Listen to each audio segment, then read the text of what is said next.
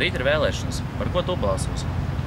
Es noteikti no kāda vienotā katla partijām, ko sauc par vienotību. Jo man tiešām nav nekad paticis. Es esmu vienmēr varbūt tās, kad lamājies, ja?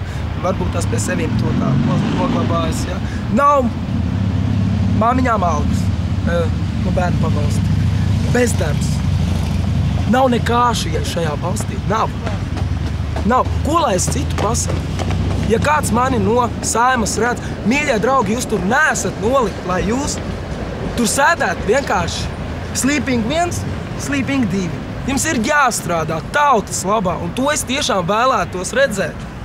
Tas nav normāli, ja, piemēram, ja māmiņai ar 7 latiem uz bērnu lūdzu, mīļie draugi, nu esiet apdomājieties, ko jūs tur darat vispār. Jūs tur neesat nolikt, lai viens otru tur noliktu, ja?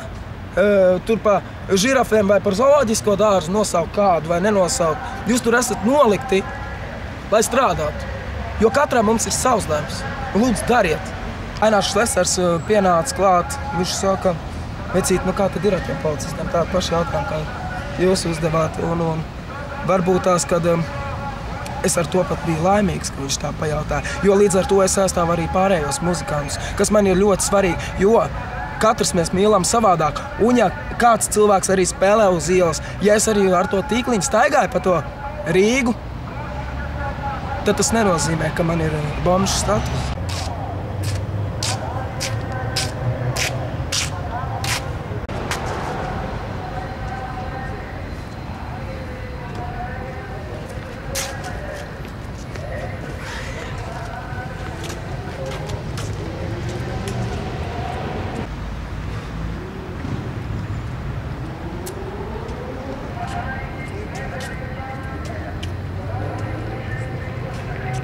Mēs Mārtiņam palūdzām nospēlēt melodiju Aināram Šleseram.